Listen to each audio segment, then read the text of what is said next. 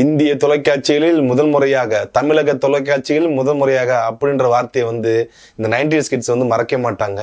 அதே மாதிரிதான் தமிழக வரலாற்றில் முதல் முறையாக கட்சி ஆரம்பித்த உடனே 1 கோடிக்கும் மேற்பட்ட வாக்குகளையும் பெற்று கிட்டத்தட்ட வந்து பார்த்தீங்கன்னா 108 தொகுதிகளை வந்து பார்த்தீங்கன்னா தாவேக்கா என்ற ஒரு தனி இயக்கம், எந்த ஒரு கட்சியோட அலைன்ஸே இல்லாமல் ஒரு சின்ன பிராந்திய கட்சியை கூட வந்து பார்த்தீங்கன்னா ஒரு சின்ன லெட்டர்பேட் கட்சி கூட வந்து பார்த்தீங்கன்னா கூட்டணி கிடையாது. எந்த ஒரு சாதி சங்கங்கள், எந்த ஒரு மத சங்கங்கள் எதுவுமே வந்து பார்த்தீங்கன்னா ஆதரவு கொடுக்காத ஒரு தனி பார்ட்டி முதலாக வந்து பார்த்தீங்கன்னா தமிழ்நாட்டில் கால் தடம் பதிச்சு விட்டது. இப்போ இந்த 108 தொகுதி வாங்கின இந்த தாவேக்கா கட்சியினர் வந்து பெற்ற ஓட் பர்சன்டேஜ் வந்து பார்த்தீங்கன்னா ஆல்மோஸ்ட் 34%. ப்ளஸ் வந்து டிஎம்கே வந்து பார்த்தீங்கன்னா 30-31%, அதிமுக 27-28% சொல்லி வந்து அந்த ஒட்டுமொத்த டிஎம்கே ஏடிஎம்கேன்ற பாகுபாடு பார்க்காம ஒட்டுமொத்த ஓட்டையும் வந்து தாவேக்கான்ற கட்சி வந்து பார்த்தீங்கன்னா வந்து கைப்பற்றி விட்டது. இப்போ அடுத்து என்ன, எப்படி ஆட்சி அமைக்க போறாங்க? ஏன்னா 108 சீட்டு வச்சு வந்து பார்த்தா ஆட்சி அமைக்க முடியாது. 118 சீட்டு வச்சாதான் வந்து மெஜாரிட்டி வந்து ப்ரூவ் பண்ண முடியும். ரீசெண்டா இப்பதான் செய்தியை வந்து பார்த்துட்டு வந்திருந்தேன். ஒரு 2 வாரத்துக்குள்ள வந்து நான் பெரும்பான்மையை வந்து நிரூபிப்பேன் அப்படின்னு சொல்லி வந்து விஜய் அவர்கள் வந்து பார்த்தீங்கன்னா தன்னுடைய அறிக்கையை வந்து வெளியிட்டு இருக்காப்புல. ஸோ அப்போ மெஜாரிட்டி வந்து எப்படி ப்ரூவ் பண்ணுன்னு சொல்லியிருக்கு, எதை வச்சு அவர் சொல்லியிருக்காப்புல 108 தொகுதி 10 தொகுதியை வந்து அதிமுக இருந்து எடுக்க போறாப்லையா? அதிமுக இருந்து எடுத்துட்டாருன்னா வந்து அங்க பிஜேபி கூட்டணி வந்து பார்த்தோன்னா அது இயற்கையான கூட்டணியா வந்து விஜய் கூட அடாப்ட் ஆயிரும். அப்போ அதை ஒத்துக்குவாங்களா? சரி, சிஎம்ஐ இருந்த எடப்பாடி பழனிசாமி அவர்கள் திருப்பி வந்து பார்த்தீங்கன்னா ஓபிஎஸ் மாதிரியே வந்து டெப்டி சிஎம்ன்றதை வந்து ஏத்துக்குவாரா? டெப்டி சிஎம்ன்றதை வந்து விஜய் அவர்கள் கொடுப்பாரா? ஏன்னா அவர் தேவை 10 சீட்டு தான். நீ 50 சீட்டு வச்சுக்கோ, 40 சீட்டு வச்சுக்கோ, ஏன்னா தேவை 10 சீட்டு தான் அப்படின்ற கணக்குல வந்து 10க்கு வந்து பார்த்தீங்கன்னா ஒரு அமைச்சர் பதவி மட்டும் தான் தர்றேன் அப்படின்னு சொல்லி அவர் வந்தாருன்னா அந்த அமைச்சர் பதவி யார் கொடுப்பாரு? எஸ்பி வேலுமணி கொடுப்பாரா? யார் கொடுப்பாரு? யார் அதிகமாக ஜெயிச்சாங்க? இல்ல அவர் வாங்கிக்குவாரா? அப்படின்ற $1 மில்லியன் கொஸ்டின் இருக்கு. அப்ப விஜய் அவர்களுடைய முடிவு வந்து பார்த்தீங்கன்னா எதா இருக்கும்? அதுக்கு முன்னாடி இந்த தேர்தலில் எந்த இடத்துல வந்து பார்த்தீங்கன்னா என்டிஏ கூட்டணி வந்து சறுக்குச்சு, எந்த இடத்துல வந்து டிஎம்கே சறுக்குச்சு அப்படின்னு பார்த்தீங்கன்னா என்டிஏ கூட்டணியில சறுக்குவதற்கு முதல் காரணமே அந்த மாநிலத்தோட தலைமை தான், வேற எதுவுமே கிடையாது. ஏன்னா அண்ணாமலை அவர்கள் வந்து பார்த்தீங்கன்னா அவர் நடந்த நடைபயணமும் நடந்து போன இழைப்பு எல்லாமே வந்து பார்த்தீங்கன்னா வீணடிக்கப்பட்டுச்சு கரெக்டாக எலெக்ஷன் முன்னாடி. எடப்பாடி பழனிசாமி அவர்கள் வந்து இவருடைய தலைமையில் வந்து பிஜேபி இருந்தால் நான் கூட்டணி வைக்க மாட்டேன் என்று சொன்னதால் தான் இன்னைக்கு வெளிப்படையாக பேச ஆரம்பிச்சிட்டாங்க, பாஜகவினரே பேச ஆரம்பிச்சிட்டாங்க. அதனால தான் வந்து நாங்கள் கூட்டணியை விட்டு வந்து நாங்கள் கூட்டணிக்குள்ள வருவோம், அப்படி அண்ணாமலை வந்து பார்த்தா தூக்குங்க அப்படின்னு சொல்லி ஆடிட்டர் குருமூர்த்தியை வந்து இதுக்கு மேலேயும் பிஜேபி நம்புமே ஆனால் அந்த கட்சி வந்து பார்த்தா தமிழ்நாட்டில் மட்டும் வந்து பார்த்தீங்கன்னா டோட்டலாக ரிமூவ் பண்ணிட்டு போகிறது நல்லது. ஒரு எந்த அறிவும் இல்லாத ஒரு நபர், எந்த கலைஞரை பற்றி வந்து அறியப்படாத ஒரு நபர், தனக்கு தேவைப்படுறது மட்டும் வந்து பார்த்தீங்கன்னா வைத்துக்கொள்ள வேண்டும் என்று நினைக்கின்ற நபரின் பேச்சை கேட்டதுனால இன்னைக்கு கிட்டத்தட்ட வந்து பார்த்தீங்கன்னா தான் கையில் வைத்திருந்த எம்எல்ஏக்களையும் பறி கொடுத்து ஒரே ஒரு தொகுதி ஊட்டி தொகுதியில் மட்டுமே வந்து பிஜேபி என்ற கட்சி வந்து பார்த்தீங்கன்னா ஜெயிச்சிருக்கு. இதுல முன்னாள் தலைவராக இருந்த எல்முருகன், முன்னாள் தலைவராக இருந்த தமிழிசை சவுந்தரராஜன், இந்நாள் தலைவராக இருந்த நயினார் நாகேந்திரன், தேசிய செயலாளர் தமிழ்நாட்டின் மாநில செயலாளர் இருக்கக்கூடிய சீனிவாசன் 3ஆம் இடத்துக்கு போயிட்டார். நான் ஏற்கனவே பல வீடியோல சொல்லியிருந்தேன், நான் என்னோட பர்சனல் வீடியோலயே இந்த மாதிரி வந்து என்டிஏ கூட்டணி வந்து பார்த்தீங்கன்னா தனியாக வந்து பார்த்தீங்கன்னா இந்த மாதிரி போகிறது வந்து ரொம்ப ரொம்ப ஆபத்தானது அப்படின்னு சொல்லிட்டே இருந்தோம். பட் எதுவுமே வந்து கேட்டுக்கல. பட் இருந்தாலும் இந்த தாவேக்கன்ற அலையில வந்து பார்த்தீங்கன்னா எல்லாமே அடிச்சுட்டு போயிருச்சு. அதில் வந்து பார்த்தீங்கன்னா பெரும்பாலும் பாதிக்கப்பட்டது என்டிஏ கூட்டணி, அதுவும் குறிப்பாக வந்து பார்த்தீங்கன்னா ஏடிஎம்கே கொங்கு பெல்ட்லேயே வந்து பார்த்தீங்கன்னா டோட்டலாக பண்ணிட்டாங்க. மதுரையில் வந்து 10 தொகுதியில் வந்து பார்த்தீங்கன்னா 10 தொகுதியில் வந்து கிட்டத்தட்ட வந்து பார்த்தீங்கன்னா எல்லா தொகுதியும் எடுத்த மாதிரியே கொண்டு போயிட்டாங்க, காங்கிரஸை தவிர்த்துட்டு. ஸோ அந்தளவுக்கு வந்து பார்த்தீங்கன்னா தமிழ்நாட்டில் மதுரையில் ஏடிஎம்கே வந்து பார்த்தீங்கன்னா என்டிஏ கூட்டணி 0, சிவகங்கையில் வந்து பார்த்தீங்கன்னா 0, சிவகங்கை மாவட்டம் டோட்டலாக 0, விருதுநகர் மாவட்டத்தில் டோட்டலாக 0, தேனியில் மட்டும் 1, இதில் திண்டுக்கல்லையும் வந்து பார்த்தீங்கன்னா வந்து டோட்டலாக 0.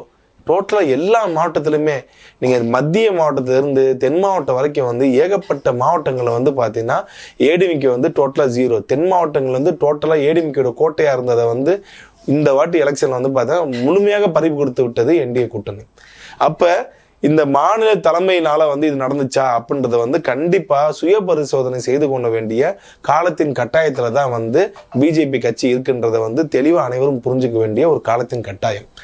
இதுக்கு மேலேயும் வந்து பார்த்தா இல்லை இதுதான் வந்து இது நம்ம இப்படிதான் போகணும்னு நினைச்சாங்கன்னா தமிழ்நாட்டில் வந்து பார்த்தா பிஜேபின்ற கட்சியே வந்து இருக்காது. நாளைக்கு வந்து பார்த்தீங்கன்னா அடுத்த எலெக்ஷன்ல இந்த ஒரு எம்எல்ஏ கூட வந்து திருப்பி வருவார்ன்றது வந்து $1 மில்லியன் கொஸ்டின் ஆயிரும். ஏன்னா புதிதாக வந்து பார்த்தீங்கன்னா தாவேக்கான்ற ஒரு மிகப்பெரிய வந்து ஒரு தனி பார்ட்டியாக ஒரு அங்கீகரிக்கப்பட்ட கட்சியா வந்து பார்த்தீங்கன்னா வந்து ஆயிடுச்சு. இனி எதுவும் இந்த அசைக்க முடியாத கட்சியாக கூட ஆகி போயிடுச்சு. அடுத்து அவங்க 5 வருஷம் அவங்க எப்படி வந்து பார்த்தா ஆட்சி நடத்துறாங்க, என்ன பண்றாங்கன்றது $1 மில்லியன் கொஸ்டின். பட் இருந்தாலும் அவர் வந்து பார்த்தீங்கன்னா இப்ப யாரோட கூட்டணி போறாங்க அப்படின்ற ஒரு விஷயம் தான் இருக்கு. அப்ப அதிமுக கூட்டணி போவாங்களா? நான் ஏற்கனவே சொன்ன மாதிரி வந்து அதுல போறதுக்குண்டான சேலஞ்சஸ் வந்து எல்லாத்தையுமே சொல்லியிருந்தேன். அப்ப டிஎம்கே கூட வந்து பாத்தீங்கன்னா வந்து போவாங்களா? டிஎம்கே வந்து பாத்தீங்கன்னா டோட்டலா தீய சக்தின்னு சொல்லி வந்து அந்த விஜய் அவர்கள் மீண்டும் வந்து பார்த்தா திமுக நோக்கி போவாரா? அதுவும் போக முடியாது. அப்ப யார் கூட சேர்ந்து கூட்டணி வைக்கலாம்? அவருக்கு முன்னாடி இருக்க சான்சஸ் வந்து என்ன இருக்கு? அப்ப காங்கிரஸ் கூட அவர் சேருவாரா? காங்கிரஸ் கூட சேர்ந்தாருன்னா வந்து பிஜேபியோட வந்து பார்த்தா வெப்பத்தை வந்து தாங்குவாரா? அந்த கட்சியோட வெப்பத்தை வந்து தாங்குவாரா? எதிர்த்து நின்று அரசியல் பண்ணுவாரா? இல்ல ஆதரித்து அரசியல் பண்ணுவாரா? ஏன்னா நீங்க காங்கிரஸ் சேர்ந்தாலே வந்து பிஜேபி எதிர்ப்பு அரசியல் வந்து பண்ணணும். அப்ப அந்த பிஜேபி எதிர்ப்பு அரசியலை செய்வாரா? அதுவும் வந்து $1 மில்லியன் கொஸ்டின். அப்ப என்ன அவருக்கு முன்னாடி ஆப்ஷன் இருக்குன்னா, பாமகன்ற கட்சி 4 சீட்டு ஜெயிச்சிருக்கு. அதே மாதிரி வந்து இந்திய கம்யூனிஸ்ட் கட்சி கம்யூனிஸ்டுகள் சேர்ந்து தலா 2 ஜெயிச்சிருக்காங்க 4. ஸோ 4 + 4 8 தொகுதி ஆயிடுச்சு. அது போக வந்து பார்த்தீங்கன்னா மதிமுக ஒரு 2 தொகுதி 10 தொகுதி, தேவைப்பட்டால் அமமுக ஒரு தொகுதி 11 தொகுதி.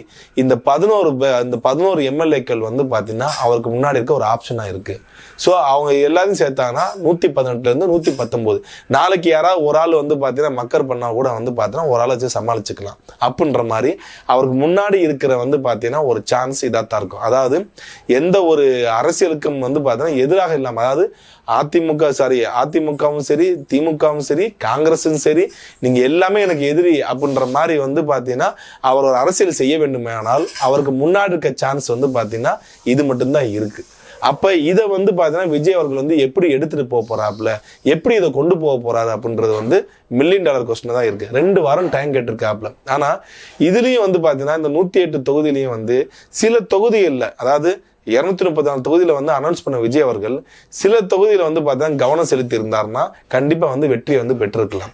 சில கேண்டிடேட்ஸ் தான் வந்து கொஞ்சம் பார்த்து போட்டுக்கலாம். பட் ஆனா வந்து முழுக்க இது அவர் முகத்துக்காண்டி விழுந்த ஓட்டு, இண்டிவிஜுவல் ஓட்டுன்னு சொல்லி நம்ம யாரும் எதுவும் சொல்ல முடியாது. மேபி வந்து செங்கோட்டையன், சத்யபாமா இவங்களாம் வந்து பார்த்தீங்கன்னா முன்னாள் அமைச்சர், 6 வாட்டி எம்எல்ஏ, முன்னாள் எம்பி அந்த மாதிரி இருந்தனால கூட வந்து பார்த்தீங்கன்னா அவங்க 2 பேரும் ஜெயிச்சிருந்திருக்கலாம்.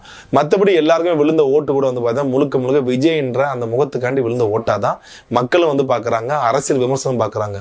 ஒட்டுமொத்த கருத்து கணிப்பு அந்த நம்ம செந்தில்னு சொல்லி ஒரு ஆள், நீ சோத்த போவோம், சோறு வந்து பார்த்தா நாங்க போட்டது அப்படி இப்படின்னு சொல்லி அந்த பேச்சு, அந்த திடல் திண்ணிகளுக்கு ஒட்டு மொத்தமா வந்து பாத்தீங்கன்னா சம்பட்டி அடி விழுந்தது விஜய் அவர்களாலதான் விழுந்துச்சு. இனி இவங்களாம் வந்து பாத்தீங்கன்னா தங்களோட வயிற்று வந்து பார்த்தீங்கன்னா பசி எப்படி போக்க போறாங்கன்னு தெரியல, இவங்களுக்கு வந்து சாப்பாடு யார் போட போறாங்கன்னு தெரியல. ஏன்னா அந்த அளவுக்கு வந்து பாத்தீங்கன்னா விஜய் அவர்கள் வந்து எவ்வளவு கடுமையாக கேவலமாக விமர்சனமோ, தற்குறின்னு சொல்லி திமுகவும் சரி இந்த திடல் திணிகள், திமுக கட்சியை விட வந்து இந்த திடல் திணிகள் செய்த வேலைகள் தான் வந்து ரொம்ப அதிகம். தற்கூரி, அவனுக்கு என்ன தெரியும், அப்படி தெரியும், அவன் இவன் என்ற ஏகவசனம் ரொம்ப வந்து பார்த்தீங்கன்னா வந்து கொண்டு போயிருந்தாங்க.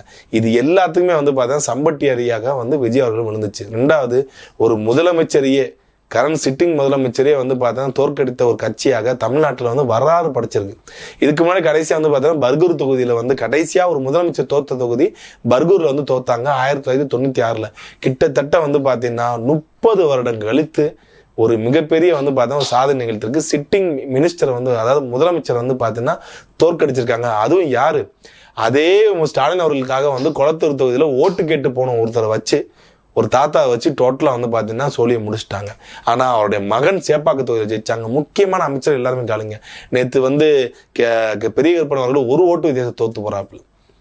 அதே மாதிரி வந்து பார்த்தீங்கன்னா ஆற்காடு நார்த்தில் ஃபுல்லாக இருந்த அத்தனை மினிஸ்டர்கள் சேகர் பாபு அவரை தவிர்த்துட்டு மற்ற எல்லாருமே டோட்டலாக அடி வந்துச்சுங்க. அதே மாதிரி தஞ்சாவூர் மேயர், அவர் வந்து பார்த்தா மேயர் பதவியை ரிசைன் பண்ணிட்டு வந்து நின்றாப்புல. தஞ்சாவூர் தொகுதியில் மற்ற எல்லா தொகுதியிலையும் வந்து பார்த்தீங்கன்னா டிஎம்கே அமமுகன்னு சொல்லி ஜெயிச்சிச்சு. ஆனால் இந்த ஒரு தொகுதியில் மட்டும் வந்து பார்த்தீங்கன்னா டோட்டலாகவே வந்து தாவேக்கா ஜெயிச்சது மூலமாக மேயர் எதுவும் கைவிட்டு போயிருச்சுங்க. ஸோ அந்தளவுக்கு வந்து ஏகப்பட்ட அமைச்சர்களை வந்து பார்த்தா காலி பண்ணிருச்சு. இது சொற்பமான அமைச்சர்கள் மட்டும்தான் வந்து பார்த்தா வெற்றியை பெற்றிருக்காங்க. இவர் KKSSR, KN நேரு, சேகர் பாபு, அப்புறம் பெரியசாமி அவர்கள், அப்புறம் அவருடைய மகன், இந்த உள்ளிட்ட இந்த சில காதர் பாஷா முத்துராமலிங்கம் அவரு அந்த மாதிரி வந்து ஆலங்குடி தொகுதியில் மெய்யநாதன் இப்படிப்பட்ட வந்து பார்த்தீங்கன்னா ஒரு 10-12 அமைச்சர்கள் தான் வந்து ஜெயிச்சிருக்காங்க. மீதி இருக்க எல்லாருமே வந்து பார்த்தீங்கன்னா வந்து தொடர்ச்சியாக வந்து தோல்வியை வந்து தழுவிட்டாங்க. ஸோ நான் வந்து என்ன சொல்ல வரேன்னா, விஜய் அவர்கள் முன்னாடி இருக்க ஆப்ஷன் வந்து பார்த்தீங்கன்னா வந்து காங்கிரஸ் ப்ளஸ் வந்து பார்த்தீங்கன்னா வந்து கம்யூனிஸ்டுகள். காங்கிரஸ் கூட செகண்டே தான் வைக்க முடியும். கம்யூனிஸ்டுகள் இருக்காங்க, ப்ளஸ் மதிமுகன்ற கட்சின்னு இருக்கு, அமமுகன்ற கட்சி இருக்கு, பாமகன்ற கட்சி இருக்கு. இவர்களை வைத்து தான் வந்து இந்த இந்த 2 வாரத்துக்குள்ள வந்து ஆட்சி அமைக்கிறதுக்கு அவருக்கு முன்னாடி இருக்கிற வந்து பார்த்தீங்கன்னா ஒரு ட்ரம்ப் கடை இருக்கு. இது எப்படி பயன்படுத்தி அவர் மெஜாரிட்டி ப்ரூவ் பண்ணி அடுத்த 5 வருடங்கள் வந்து பார்த்தீங்கன்னா மெஜாரிட்டி உள்ள ஒரு ஆட்சியாக எப்படி கொண்டு போறான்றது $1 மில்லியன் கொஸ்டின் தான். நன்றி, வணக்கம்.